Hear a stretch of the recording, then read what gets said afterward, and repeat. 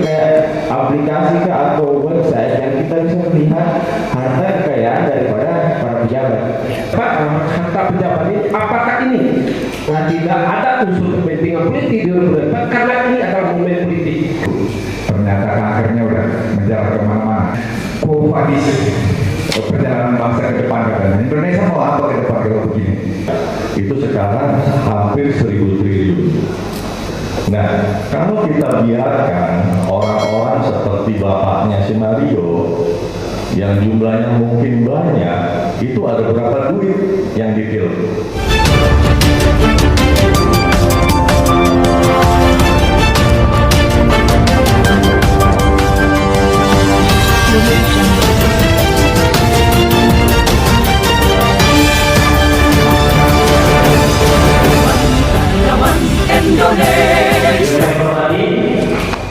Ketua Umum Dewan Pimpinan Nasional Sentral Organisasi Karyawan Saudi Indonesia, Devina Soksi, Abangda Senior Ahli Sosial, yang saya hormati narasumber yang hadir pada kesempatan kali ini. Yang pertama, Dr. Amsori Ahmad MHM, Ketua Advokasi dan Hukum Pimpinan Pusat Pagar Nusa. Kemudian yang saya hormati berikutnya narasumber Bapak Hayat Nabi, Ketua Umum Yayasan At-Tahiriyah, yang hari ini kita sedang berada dan menjadi tuan rumah dalam kesempatan kali ini. Yang saya hormati juga yang akan membawakan kegiatan dialog kebangsaan pada malam hari ini, Abangda Sekretaris Jenderal Devina Soksi, Abangda Dr. Ilyas Indra. Yang saya hormati seluruh jajaran Devina Soksi yang berhadir, seluruh Bapak Ibu tamu undangan yang kami muliakan. Bapak Ibu hadirin yang kami hormati, marilah kita mulai kegiatan pada malam hari ini dengan mengucapkan lafaz basmalah. Bismillahirrahmanirrahim. Selanjutnya, untuk memulai kegiatan pada kesempatan kali ini, mari kita sama-sama menyanyikan lagu Indonesia Raya yang akan dipimpin oleh Saudari Ella. Kepada Saudari Ella kami persilahkan, kepada hadirin kami persilahkan untuk berdiri.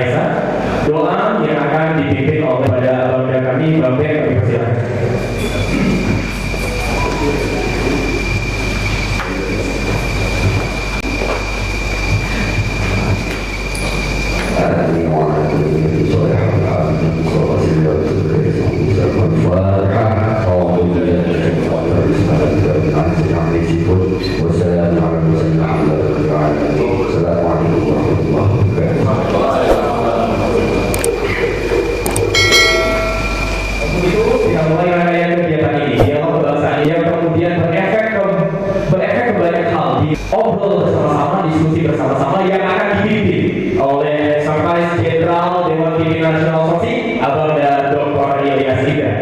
Pada waktu kami silakan juga sekarang. Terima kasih. Maju terus. Terima kasih Bapak Ibu sekalian yang saya hormati Ketua Umum DPN Soksi Bang Insinyur Alwongso Sinaga. Hadir hari ini juga di sebelah kanan saya, beliau bernama Dr. Amsori Ahmad MHM yang sangat sering muncul di televisi beberapa hari ini mewakili Nahdlatul Ulama dalam kaitan kasus yang kita bicarakan pada hari ini. Kemudian ada beliau dari Ketua Bidang Hukum dan Advokasi Bangsa Indonesia PBNU. Kemudian ada Bang Haim Nabil. Haim Nabil ini adalah yang memfasilitasi diskusi kita hari ini. Beliau Ketua Yayasan Universitas Islam At-Tahiriyah Jakarta. Acara hari ini direkam dan akan kita kirim ke malam ini kita membahas tentang persoalan efek domino dari insiden pemukulan seorang remaja bernama David, kebetulan anak dari pengurus Ansor Bandung NU PBNU. Lalu efek dominonya luar biasa, itu masuk kepada persoalan pembahasan tentang aset-aset pejabat negara. Hari ini luar biasa, kita lihat tanpa sprindik, tanpa praduga dan sebagainya, KPK melakukan pemeriksaan, bahkan penutupan, pemblokiran rekening dari orang tua yang merupakan pejabat negara. Dan ini yang menarik, persoalannya akan dibawa terus ke berbagai pejabat-pejabat negara yang hari ini memiliki rekening gendut, yang hari ini memiliki aset di luar dari jabatannya. Logika-logika ini mulai menggelitik dari berbagai diskusi yang coba juga DPN Soksi malam ini merekomendasikan tentang situasi yang terkini, yang kekinian.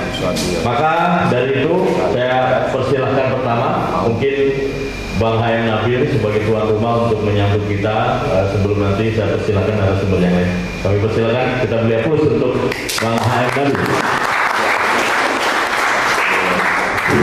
Bismillahirrahmanirrahim. Assalamualaikum warahmatullahi wabarakatuh.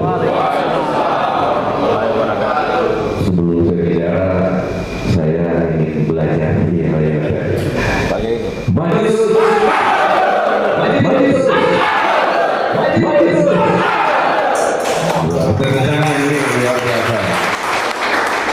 Dialog kebangsaan yang terhormat dan sebelum apel saya ada yang kiri ya Pak. Bapak Insinyur Alwongso Sinaga, Ketua Umum DPN Soksi, kita kasih terima kasih juga Dr. Amsori Ahmad, adik saya yang sudah luar biasa, Ketua Advokasi dan Hukum PP Pagar Nusa, di mana ada kasus di situ ada beliau. Jadi beliaulah orang yang bersahaja ketika kasusnya. Terima kasih kehadirannya Pak Ilyas ini juga, Dr. Ilyas Indra, Sekretaris Jenderal. Selain itu beliau juga adik saya tapi lebih banyak pengalamannya. Hadirin sekalian berbahagia, syukur alhamdulillah pada kesempatan hari ini saya merasa bangga sekali di tempat ini kita bisa berkumpul. Jadi saya mewakili Yayasan At-Tahiriyah. Ternyata Pak Ketua Umum ini cerita-cerita Pak Ilyas bukan orang lain juga. Tahun-tahun 80 untuk berjuang membantu Tuhan ini ya. Jadi ternyata dia adalah orang yang luar biasa sejak tahun 80. Tinggal juga tetanggaan Pak. Ya saya bangga sekali dengan ini dan hadirin sekalian yang berbahagia. Karena di tempat ini juga terkorek sejarah. Ini tempat Pak Ilyas juga tahu persis, tempat ini dibangun dalam proses peralihan antara Orde Baru dan Gus Dur. Jadi Gus Dur yang membangun aula ini. Karena itu saya ketika ditanya oleh Pak Ilyas, ini gedung mau dipakai untuk apa? Terserah Pak Ilyas mau dipakai buat apa, pokoknya buat kemaslahatan umat. Karena ini juga niat dari Gus Dur untuk memberikan kemaslahatan kepada umat. Tepuk tangan juga untuk peristiwa yang terjadi kali ini. Sebetulnya tadi saya sampaikan ke Pak Ketum seperti cermin Pak, sebuah peristiwa yang menyadarkan kita. Kalau dari saya melihatnya di dua aspek. Yang pertama, ternyata Kami dari yayasan ini yang bergerak di bidang pendidikan dakwah dan sosial ini merasa tertampar sekali. Betapa tidak pada usia di mana saatnya dia produktivitas dalam proses peningkatan kualitas sumber daya manusia di dalam diri pelaku, justru di sana kita merasa gagal dalam membangun kader-kader bangsa, khususnya dari ranah-ranah pendidikan dakwah dan sosial. Itu hal pertama yang kami lihat dari yayasan itu. Dan yang kedua tentunya yang disinggung tadi, dampak domino tadi terhadap aspek mereka yang menjadi pelaku. Persoalan ini diantaranya adalah Soksi Mangali Wongso sebagai Ketua Umum sedang menggagas tentang persoalan aset-aset negara, termasuk dukungan terhadap undang-undang penyitaan RUU aset-aset koruptor yang hari ini masih terhenti di DPR. Ini saya kira Soksi punya peran bahwa berbagai hal untuk kepentingan bangsa ini kita boleh mendeklarasikan, istilahnya mengkampen persoalan ini untuk kepentingan bangsa kita.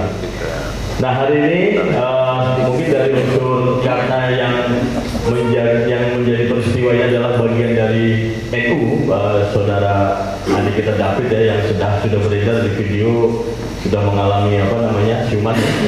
Maka mungkin saya persilahkan kepada Dr. Ansori Ahmad untuk membahas dan menggagas isu yang malam ini kita bicarakan. Kepada Bang Ansori, kami persilahkan. Kita beri aplaus buat beliau.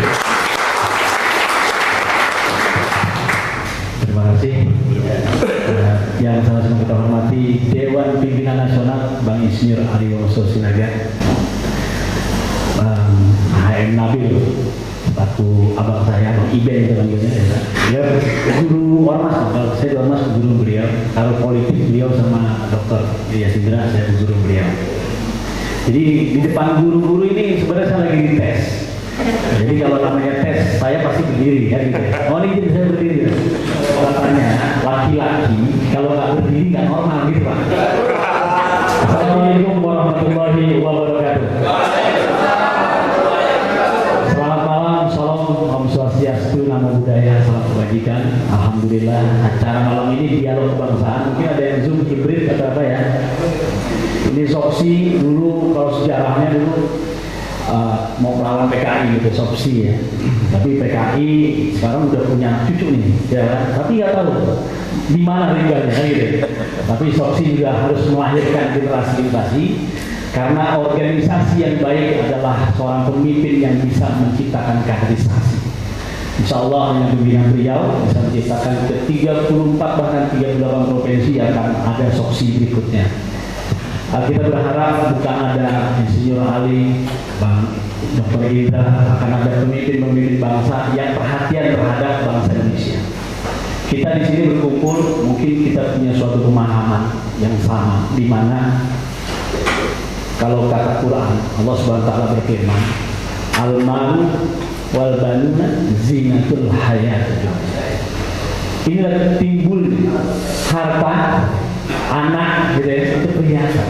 Nah timbul itu harta sama anak. Metode di dalam pendidikan polisi ya.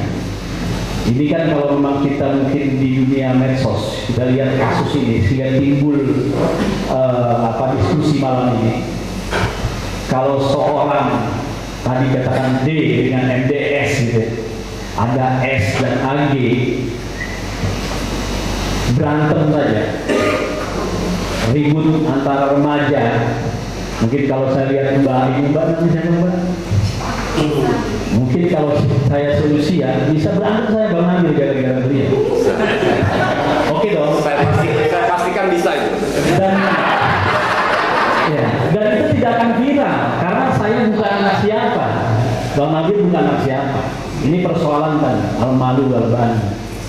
Ada harta, fitnah gara-gara ribut perempuan gitu ya.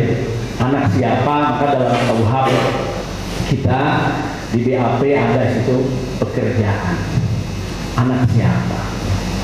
Persoalan perkalian pelajar, ribut antar perempuan, ini sudah biasa sebenarnya di Indonesia kasus. Cuma karena ada sosok di belakang. Nah itu tadi judul ini menarik, menjadi audit harta pejabat pasca efek domino. penganiayaan putra pengurus Ansor. Di belakang ada ormas, gitu ya, ada ormas. Tadi ada yang namanya sebab akibat atau asbab musabab. Siapa menjadi apa, berperan sebagai apa. Jadi inilah efeknya di Indonesia itu dengan adanya medsos kebongkarlah tadi apa yang selama ini terpendam. Di mana dulu mungkin beberapa perusahaan BUMN punya sepeda gitu ya, yang mereknya mahal gitu ya. Terus ada beberapa pengusaha pejabat yang gajinya kita tahu mungkin 15-20 juta punya harta kekayaan. Saya tinggal di Kuningan. Jadi antara elit, pejabat elit dengan pejabat ekonomi sulit gitu ya. Ini agak mirip. Saya kasih pantun dulu ya. Kalau orang tadi kan nggak boleh ada pantunnya. Jadi makan keju jangan digerus, makan kentang apa itu? Kudu dihancurin, maju terus. Jadi kalau bicara soksi, agak mirip dengan pagar nikah. Yang namanya kalau kita nggak bisa berantem, itu fight dan flight.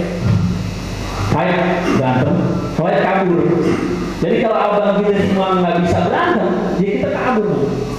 Cuman kondisinya yang video viral ini menjadi kisah di mana kita berharap jangan ada David lain atau MDS lain ya kejadian serupa.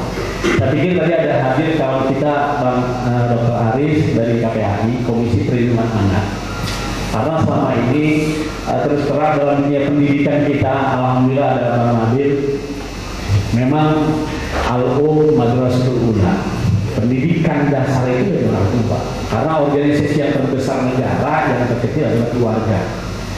Sehingga keluarga yang bahagia yang masuk TV adalah keluarga Cemara gitu Pak. Nah, apakah kita perlu belajar dari keluarga-keluarga yang sakinah, mawaddah, warahmah?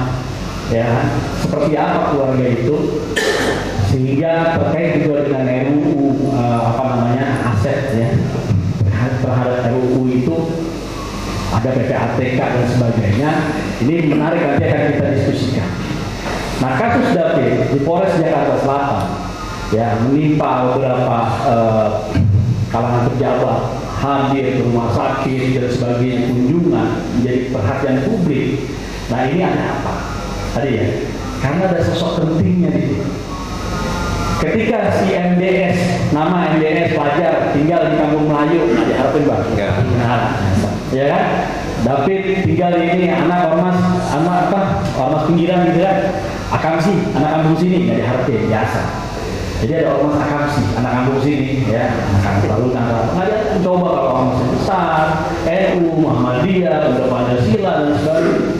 Ini menjadi perhatian publik. Oleh karena itu saya berharap dan kemarin sampai tadi wawancara tadi di Kompas di Jiwa itu sampaikan bagaimana kami percayakan pada polisian dalam hari ini sebagai penyidik dalam bekerja sebagai profesional gitu ya, karena banyak saksi-saksi ya, ada Agi dan sebagainya. Ini kita melihat sanksi hukumnya ini agak ringan. Kita ingin maksimal efek jerak. Penjara ini kan membuat jerak ya, agar sampai kita ini anak kita nanti contoh seperti itu, bullying dan sebagainya. Dulu mungkin di zaman Pak Riko ya Pak, kalau lawan guru kan dulu kita dilaporin Pak ya, kalau panggil orang tua pasti orang tuanya marahin kita, apa udah masalah apa bukan? Sekarang guru marahin murid, udah dilaporin muridnya, si guru dilaporin polisi dan sebagainya. Ini proses hukum jadi dunia terbalik. Nah, malam ini kita akan diskusi. Ya, saya hanya terkait dengan tadi penganiayaan. Alhamdulillah tadi sudah beredar video bahwa David sudah agak kondisi lebih baik. Nah, kondisi-kondisi inilah terkait dengan hukum. Apa efeknya? Efeknya kan kalau memang sampai timbul kematian dan sebagainya, Bang. Cuman kita nggak kerana sana, dia kan sudah serahkan pada ahlinya. yaitu dokter, dan kita berharap kepada Allah Subhanahu wa taala agar sembuh dan pulih. Nah, proses hukum yang nanti kita khawatirkan adalah terjadi restoratif justice, gitu ya. Ada terjadi karena ada unsur Indonesia ini unsur pemaaf. Membunuh aja ada diat, gitu ya, ada diat, ada ganti rugi, kayak pengobatan, perawatan dan sebagainya. Nah, ini menarik karena alasan pemaaf dulu kasus mungkin pernah di DKI Jakarta yang ada namanya Ahok gubernur ya. Ya, karena coba kalian menghina agama orang biasa aja, gitu kan, nggak ada penghinaan misalnya, karena gubernur Ahok, sehingga ada unsur beliau naik sudah memaafkan, sudah minta maaf, hukum terjalan. Nah, kami kasus anak ini, ketika perhatian istri, para pejabat dan sebagainya, orang tuanya merabel dan sudah dipecat, ada dihukum secara administrasi, bagaimana kasus hukumnya? Ketika timbul sudahlah pengobatan dan sebagainya kita tutup. Nah, ini akan ada kelanjutan, kelanjutan proses hukum. Nah, ini yang kita lagi kawal, karena berharap dari NU berharap bahwa pelakunya dihukum secara maksimal, itu saja. Tapi kalau nanti ada intervensi, sebenarnya hukum tidak ada intervensi, ada pihak ketiga dari pihak keluarga korban atau keluarga pelaku atau pihak lain yang menyarankan untuk kasus ini diselesaikan secara kekeluargaan. Nah, ini akan menjadi karena ada aturan yaitu restoratif justice yang akan menjadi gambaran kita.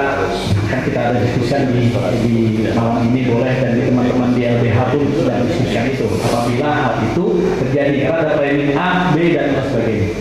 Mungkin kiranya itu saja. Nanti kita akan bahas tentang bagaimana mengenai efek dominonya oleh ahli ya, Mas Alul Al-Zikri in kuntum la ta'lamun. Kita serahkan ahlinya kalau kita tidak tahu lagi. Terima kasih dan taufiq wal hidayah. Assalamualaikum warahmatullahi wabarakatuh.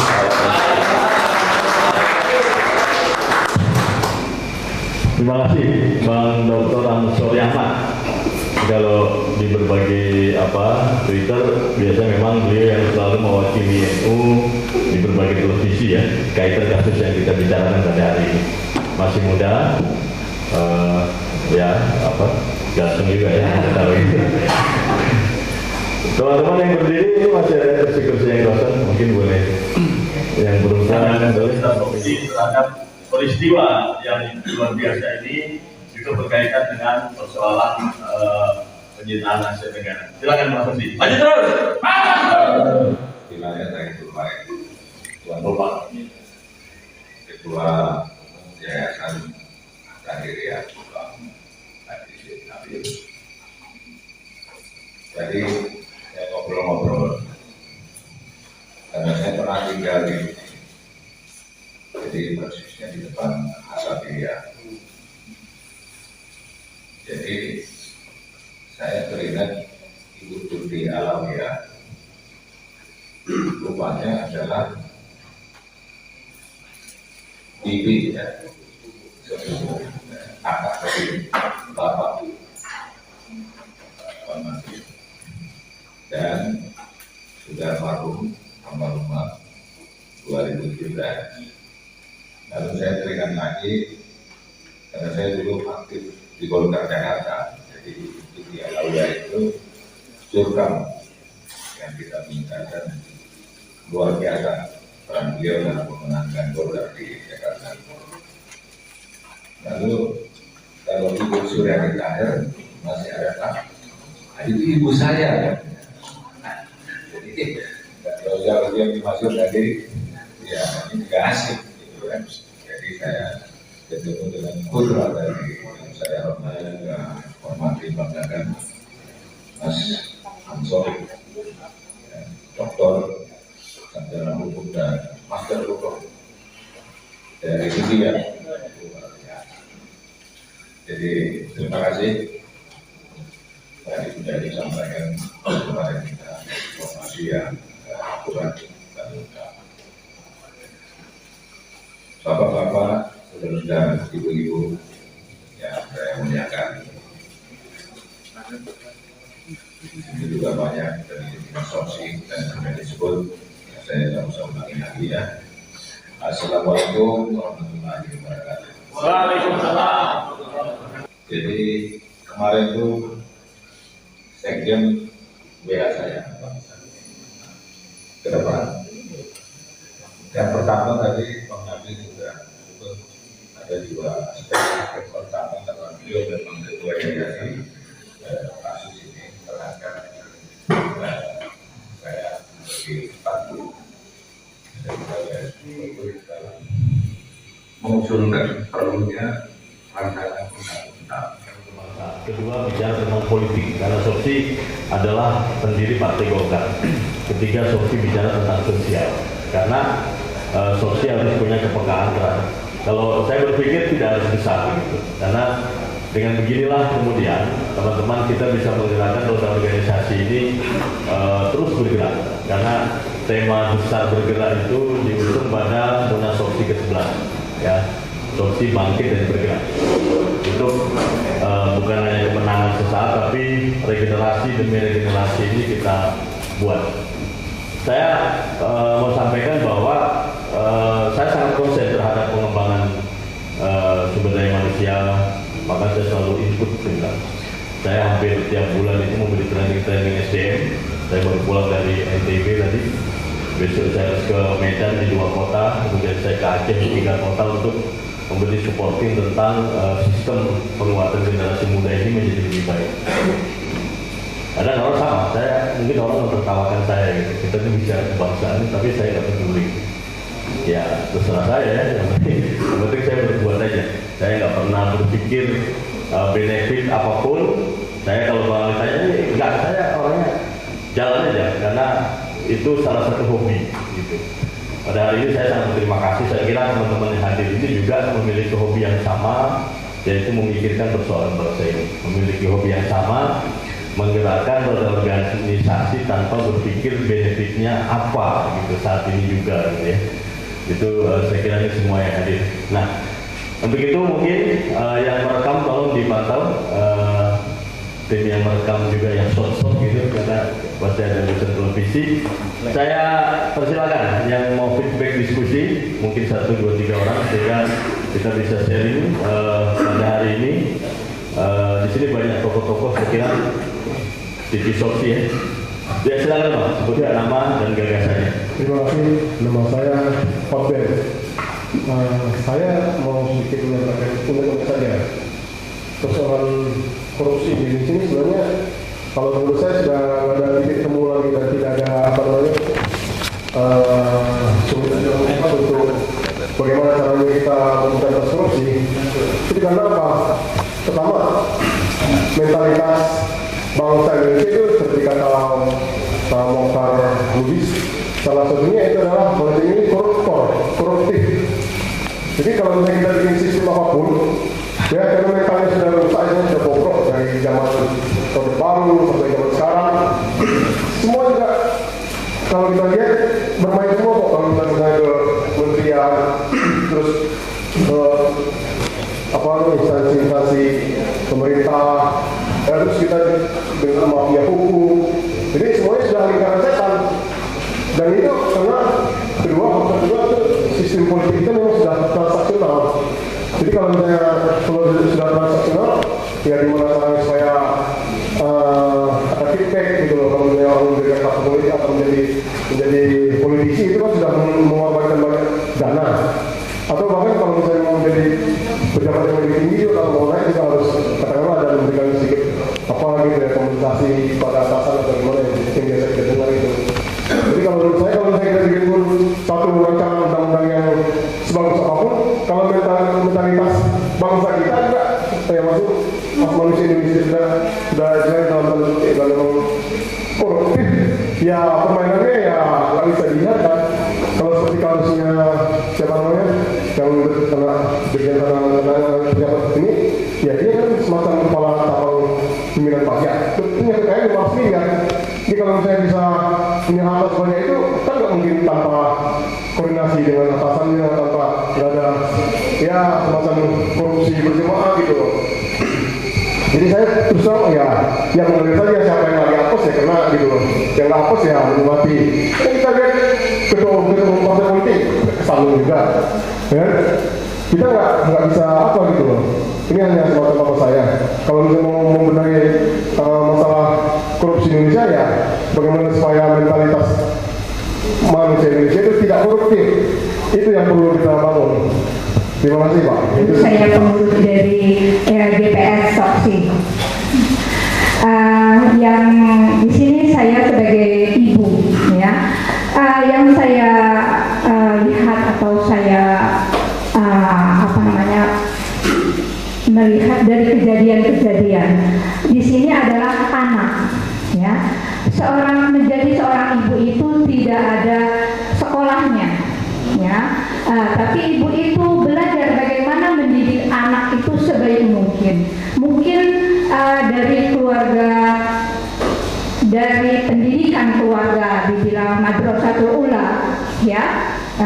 Di situ adalah bagaimana seorang ibu menanamkan dari awal itu adalah akhlak.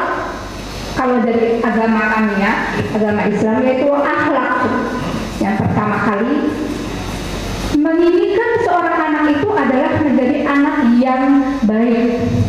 Tapi yang saya lihat itu apakah ada yang salah dalam pendidikan di negara kita?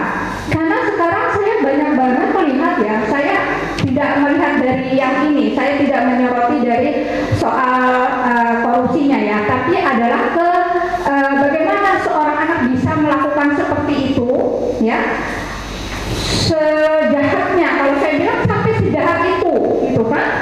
Tidak ada rasa mempunyai rasa kasihan atau empati. Apakah ada yang salah dari pendidikan kita yang sekarang ini, ya? Mohon untuk nanti di kedepannya itu adalah bagaimana untuk Soksi kita mengadakan talk show dengan Menteri Pendidikan dan Kebudayaan, ya. Dan juga yaitu yang saya lihat juga adalah mental, ya, mental dari para pejabat. Tidak ada rasa empati untuk melihat untuk di masyarakat. Karena kenapa dia dengan bangga memamerkan yang selama ini adanya medsos, ya, media sosial yang sekarang ini sudah masuk, ya, sudah masuk banget dengan ke anak-anak. Dia memamerkan kekayaannya, ya, dengan tidak tahu itu harta dari mana.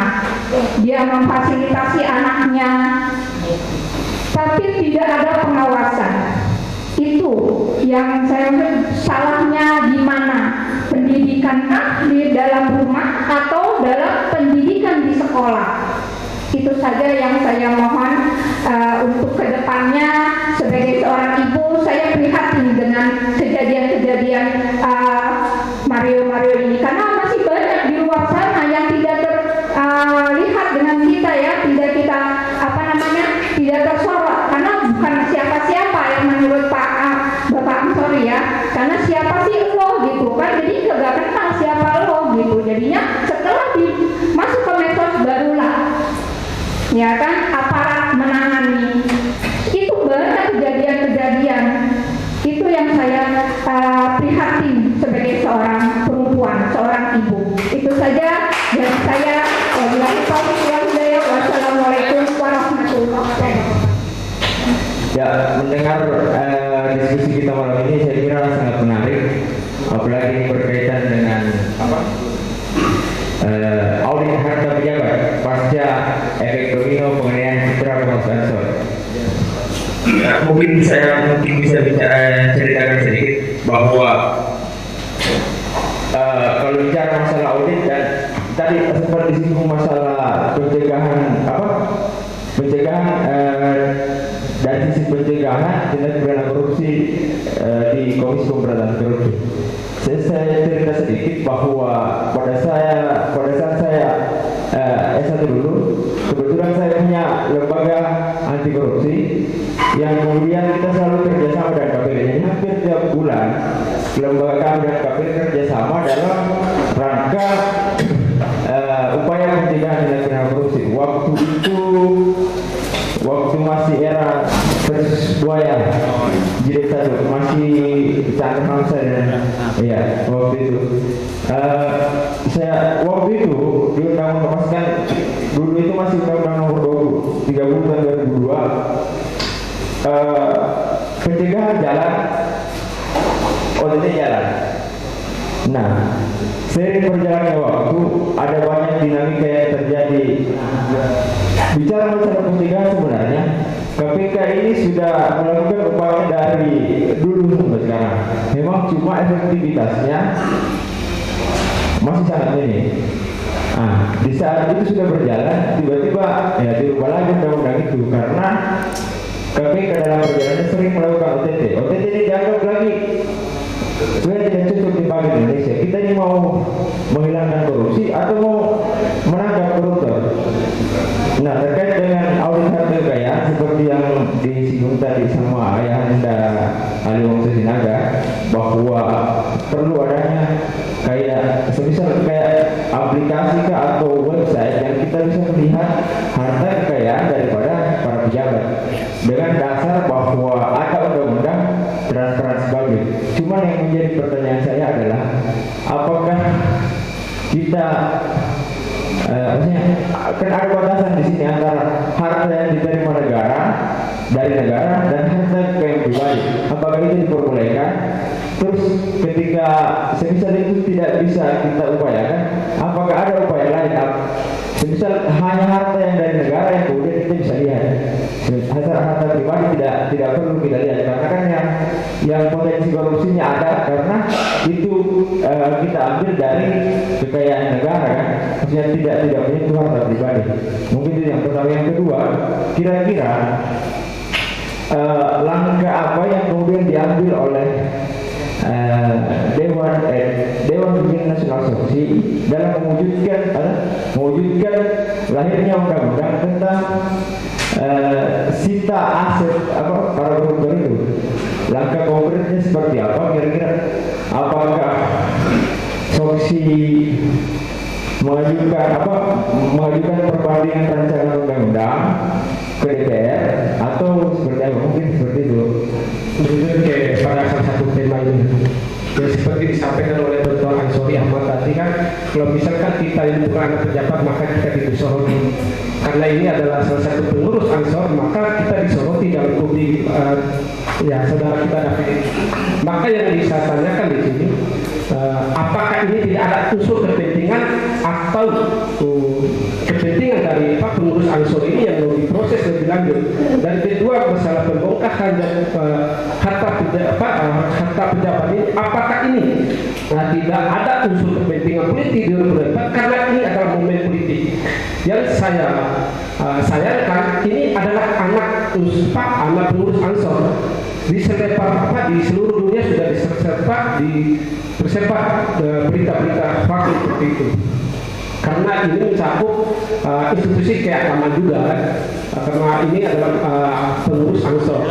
Tapi yang saya herankan di sini, yang saya sering lihat di Twitter dan segala macam, banyak yang komentar ini adalah kepentingan teman-teman Ansor untuk menjemput momen kepentingan politik 2024. Dan mungkin itu saja. Terima kasih. Assalamualaikum warahmatullahi wabarakatuh. Setuju dengan pandangan rekan-rekan yang terdahulu betapa memang kalau kita menyaksikan potret keadaan bangsa kita sekarang ini ya ibarat penyakit itu ternyata kankernya udah menjalar kemana-mana. Orang tuanya membuat banyak masalah, anak-anaknya juga sudah mulai membuat masalah. Jadi kualitas perjalanan bangsa ke depan katanya. Indonesia mau apa ke depan kalau begini? Jadi kalau tadi dikatakan kondisi bangsa kita ini sudah parah, tadi pembicara pertama mengatakan mental dan karakternya sudah bobrok. Sebenarnya ini sudah dirasakan sejak awal. Bung Karno baru beberapa saat setelah proklamasi dia kemudian mencanangkan yang namanya mental dan karakter building. Ada semangat untuk mencoba bangsa ini tetap di garis semangat merdeka berjuang itu untuk mencapai masyarakat adil dan makmur. Tapi nggak berapa lama perjalanan itu ternyata terjadi banyak korupsi dan penyimpangan sehingga muncul Orde Baru. Ketika Orde Baru muncul dengan semangat baru, mereka merencanakan yang namanya melaksanakan Pancasila dan Undang-Undang Dasar 45 secara murni dan konsekuen. Tapi itu pun dalam perjalanannya di awal bagus, tapi di pertengahan mulai ketika anak-anak putra putri menjadi besar, lalu kemudian banyak penyimpangan. Reformasi datang mencoba untuk mewarisi itu. Tapi seperti tadi dikatakan oleh Ketum Bang Alioso, ternyata reformasi pun harus dikoreksi sehingga pemikiran reformasi jilid 2. Ada beberapa teman dari kelompok lain mengatakan perlunya bangsa ini mengadakan restorasi. Itu teman-teman dari apa namanya ya, di Nasdem.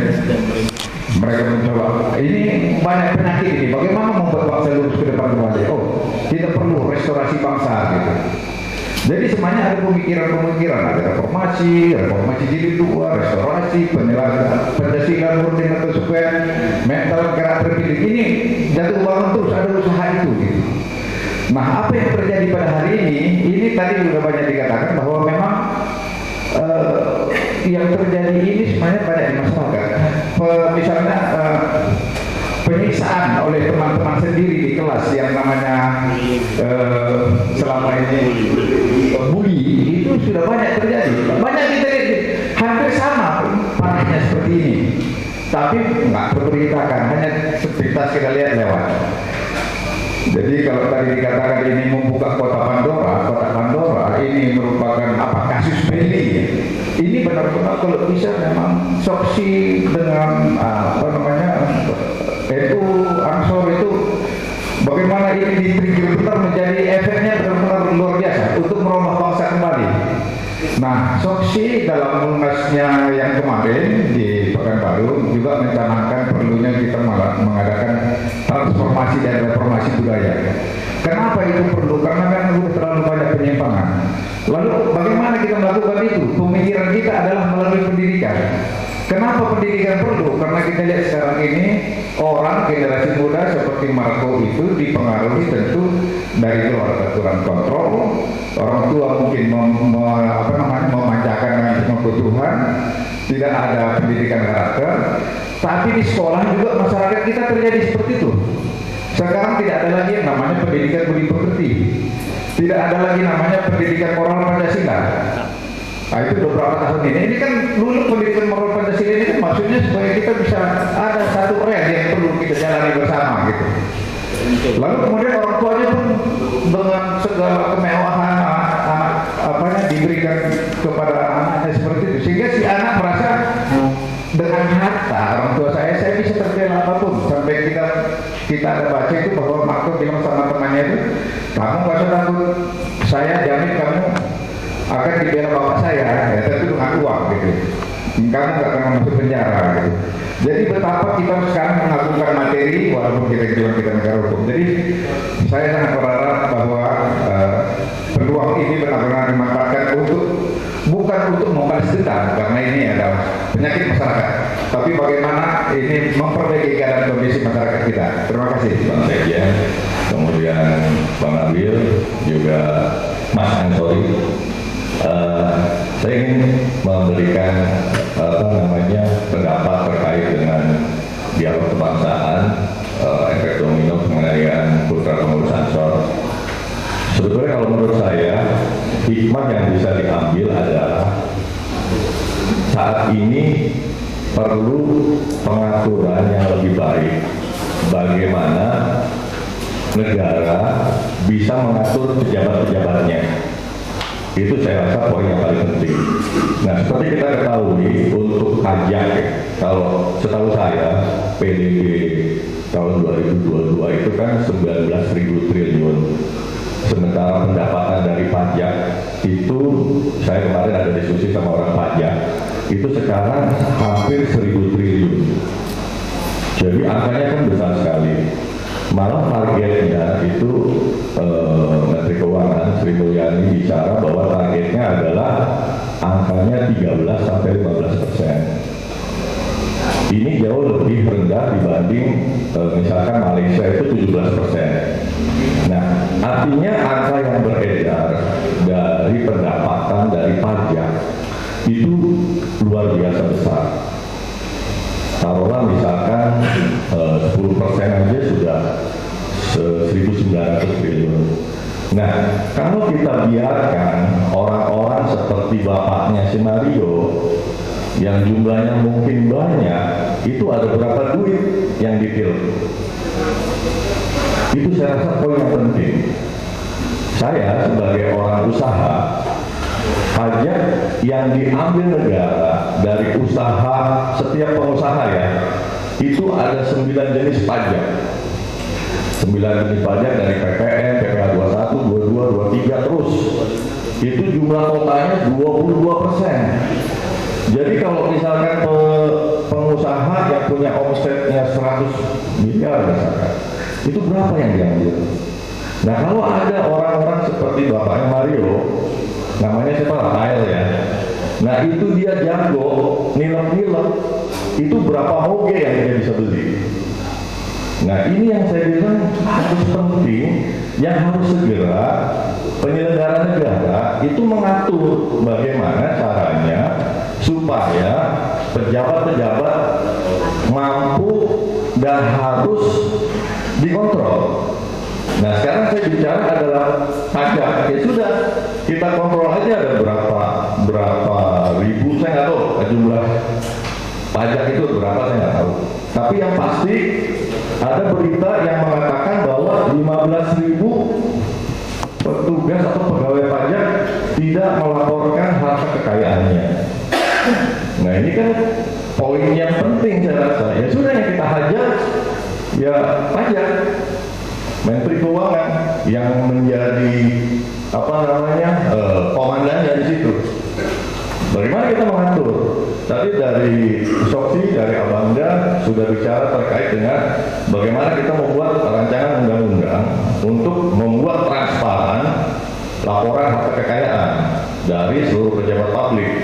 Tapi kalau saya ada tambahan satu lagi, bagaimana atau mungkin tidak kita membuat yang namanya rancangan undang-undang pembatasan harta kekayaan pejabat negara.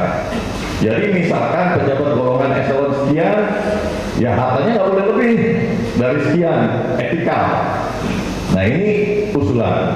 Jadi artinya ya tadi itu apa yang diputar di Direktorat Jenderal Pajak 19.000 triliun. 1%-nya itu berapa di situ? Kalau bocor. Makanya wajar kalau bapaknya Mario, Rafael yang hanya eselon 2 kalau saya nggak salah, eselon 3 malah, itu punya istrinya punya sekian perusahaan, punya berapa rumah. Nah, karena yang diputar 1.000 triliun. Nah, buat kami, buat kita yang memang harus bayar pajak, itu adalah bagian yang sakit ya. Sementara kita bagaimana caranya usaha dipotong pajak, sementara dari sisi petugas pajaknya melakukan hal-hal yang memang notabene sulit dikontrol. Kalau memang sulit dikontrol, tapi adalah kewajiban kita semua untuk mengingatkan pemerintah bahwa ada hal yang harus diperhatikan di sini, dan saya mendukung sekali rancangan undang-undang yang tadi Ketum Abangda Ali Masud sudah sampaikan, yaitu transparansi pelaporan harta kekayaan. Plus mungkin tidak kalau diusulkan juga rancangan undang-undang pembatasan harta kekayaan dari para pejabat sesuai dengan levelnya. Nah, itu mungkin yang bisa saya sampaikan. Mohon maaf jika ada hal-hal yang kurang berkenan. Terima kasih. Assalamualaikum warahmatullahi wabarakatuh. Banyak. Salut juga dengan tadi Ketua Pak Insinyur Ali Wongso katakan bahwa memang semenjak 98 reformasi dan supremasi hukum Indonesia memang belum berjalan secara maksimal. Namun kita perlu pemimpin bangsa yang baru. Oleh karena itu kita berpikir siapa yang bisa sebagian dari saya agak keluar, tapi saya menanggapi Ibu Emma ya, Ibu Ella. ya kan? Ini kisah nyata nih, jadi bukan saya lagi mempromosikan bahwa saya berusaha menjadi bapak yang baik meskipun belum bisa menjadi suami yang baik. Tapi justru dari itu saya belajar banyak, katanya dalam pendidikan yang menyangkut pendidikan anak ya. Kalau dalam acara-acara sinetron atau kita nonton kan selalu dikatakan kejahatan itu ada bukan karenanya tapi ada kesempatan. Ya betul. Ya. Kemungkinan besar anak-anak kita di rumah ini saya kalau ngomong ini agak merinding, agak sedikit haru karena anak saya perempuan semua. Tapi sekedar berbagi pengalaman saja, ternyata memang prosentase pendidikan di rumah dan di luar itu dengan yang apa kita lihat sekarang. Kenyataannya berapa persen tuh kira-kira kita berada di rumah, berapa persen anak-anak ada di luar. Tapi kedua-duanya ini tidak menjadi penting ketika anak-anak memiliki dunia yang baru di gadgetnya, di handphonenya. Jadi dia tidak perlu punya kesempatan, dia tidak perlu punya niat karena ada kesempatan. Kenapa? Karena kalau saya ngobrol sama teman-teman, kebetulan saya bergaulnya maaf ya sama SCW. Jadi SCW Pak Ketua ini Pak. Jadi memang kami upnya adalah dari rumah. Saya sering zaman saya kecil itu kalau ketemu Kak Tuti atau Ibu Suryani, saya cuma bilang jangan pernah melihat agama dengan sudut pandang seperti makan prasmanan. Jadi nggak bisa dilepas. Sehingga setiap gerak langkah pertama pun yang kita keluar, ini harus minimal saja keluar. Itu ternyata yang teringat sama saya sekarang sebanding-bandingnya saya sering ngumpul di kota dulu ya, zaman kita dulu ya, masih juga ada Istiqlal. Nah, jadi ternyata itu terngiang-ngiang sampai sekarang. Nah, berkaitan sama pendidikan anak, memang kebetulan saya dipercaya juga untuk mengelola beberapa lembaga pendidikan. Dan saya selalu bilang pada guru-guru itu, kalau guru yang baik itu atau ibu yang baik itu ibu yang memberikan nasihat, mengajari transfer knowledge. Ibu yang lebih bijak dan lebih baik, guru yang lebih bijak dan baik itu adalah guru yang mengajar. Guru yang jauh lebih baik lagi guru yang mencontoh. Tapi saya bilang yang paling susah adalah menjadi guru dan ibu yang menginspirasi. Nah, persoalannya inspirasi itu lahirnya dari passing, dari anak melihat kita. Sementara kita sadari betul dalam tahun-tahun belakangan ini mama kita lebih dekat sama Bunda Korla. Jadi akhirnya inspirasi dari anak itu Bunda Korla sebagai contoh. Nah ini mungkin sharing sedikit aja Bu. Saya pikir di luar konteks lembaga pendidikan formal, dan jauh lebih penting yang saya pernah alami adalah bagaimana menerapkan madrasah di rumah kita. Kadang-kadang kita lebih banyak waktu ibu-ibu itu habis ngurusin bapak-bapaknya untuk suaminya. Suami sekarang luar biasa Bu, ilmunya lebih tinggi Bu. Sehingga lebih banyak yang ngurusin suami, sehingga bukan anak ya. Berarti itulah pengalaman dari saya. Tapi apapun itu, saya titip ke Pak Ketum, apakah juga masih relevan ketika kita melihat kehidupan starting from get up, kita bangun sampai tidur. Jangan pernah kita memilah antara makan nasi itu. Kalau pas malam kan milih sate, milih ya kalau agama, kalau sekolah pendidikannya itu. Dan saya termasuk orang yang vokal ketika mengatakan pendidikan agama. Pendidikan dari mulai matematika, fisika, kimia itu harus ada based on agama menurut saya. Jadi agama bukan dikucilkan dalam sebuah kandang sendiri. Karena mulai guru masuk sampai guru pulang semuanya itu harus based on-nya adalah hablum minallah hablumillah. Tidak ada cara yang terbaik dalam menangani siapapun menurut saya Pak Ketua Polisi kalau salah jelas. Kalau kita nggak based on dari agama. Tapi kalau kepala kita sudah memisahkan agama dari kehidupan, maaf, entah itu politik, ekonomi, maka ketemulah saatnya kita baru bicara ini gara-gara basicnya itu menurut saya. Terima kasih. Assalamualaikum warahmatullahi wabarakatuh. Terima kasih Pak Ketum. Terima kasih. Awet muda dan punya semangat untuk membesarkan organisasi.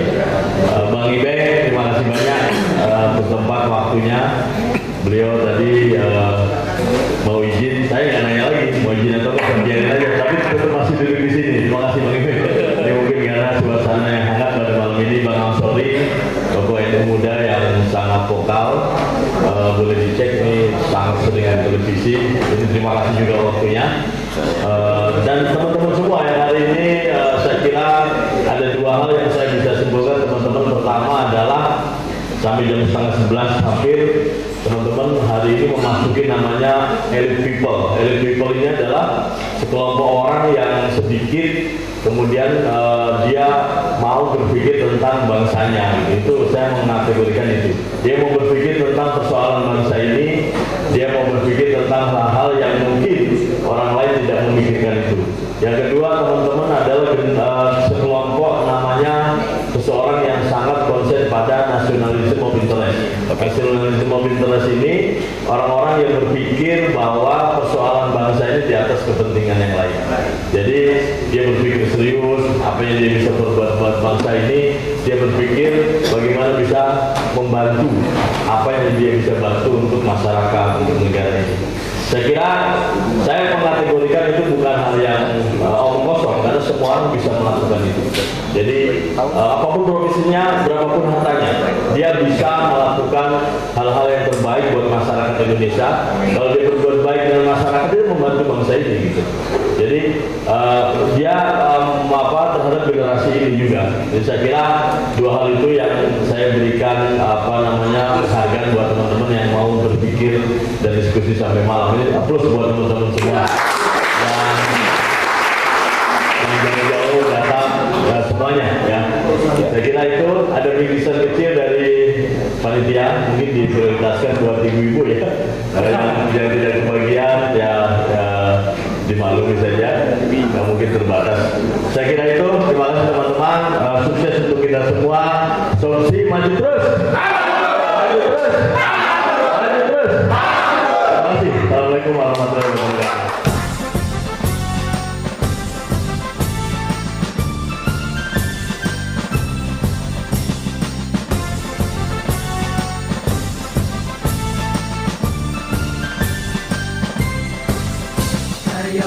Karyawan Indonesia, potensi karya yang menentukan berhasil. Saya atas nama Yayasan Regina Khairiyah mengucapkan terima kasih banyak daripada kesempatan malam hari ini. Sebuah konsekuensi logis jika lembaga pendidikan, lembaga yayasan yang bergerak di dakwah sosial dan pendidikan ini sensitif dan menangkap betul peristiwa yang terjadi pada kesempatan malam hari ini terhadap kepekaan krisis moral yang terjadi, karena kita sadari bahwa transfer knowledge itu mudah, tapi yang sulit adalah transfer karakter. Dan situlah terjadi peristiwa-peristiwa yang akhirnya malam hari ini kita diskusikan. Dan saya salut betul untuk ketua umum kita yang hari ini Soksi, kita saksikan dalam kesempatan berikut.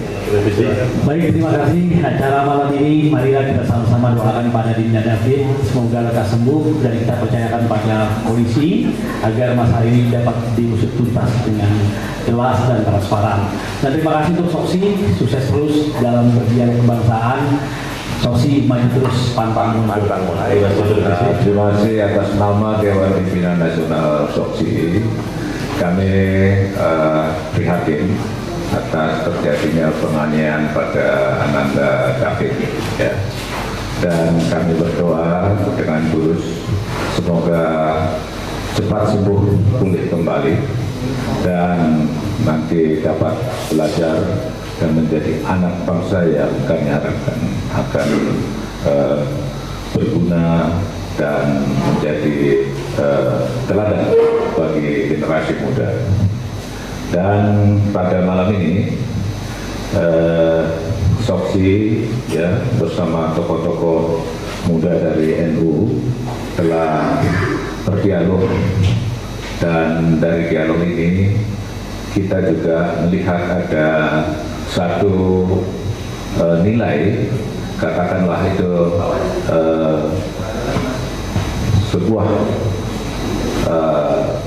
kotak Pandora yang terbuka dari terjadinya kasus ini, di mana pejabat negara ya tidak sedikit yang belum melaporkan hartanya sesuai dengan peraturan dan ketentuan yang berlaku, dan bahkan dari apa yang dilaporkan tidak seluruhnya dilaporkan hartanya.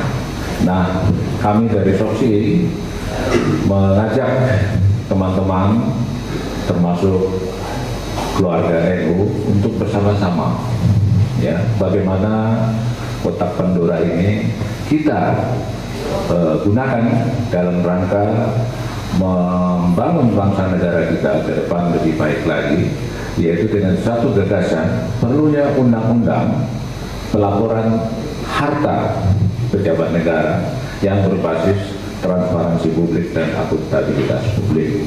Sehingga dengan demikian ke depan tidak akan ada lagi pejabat negara yang tidak melaporkan hartanya setiap tahun, dan tidak akan ada lagi pejabat negara yang tidak melaporkan hartanya secara benar kepada LHKPN mewakili negara.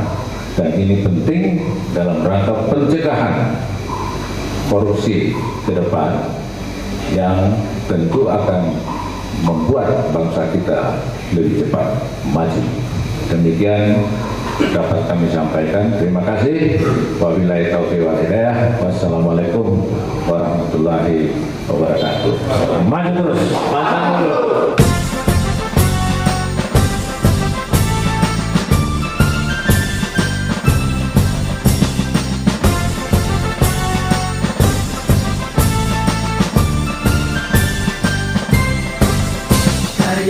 Karyawan Indonesia, potensi karya yang menentukan, berhasilnya cita-cita, proklamasi 45, sebagai pengabdi pada Tuhan dan umatnya, berdharma, berbakti, beramal, berkarya, dengan jujur kita tanpa pamrih. Marilah membangun, mencipta yang baru, mencapai Indonesia Jaya.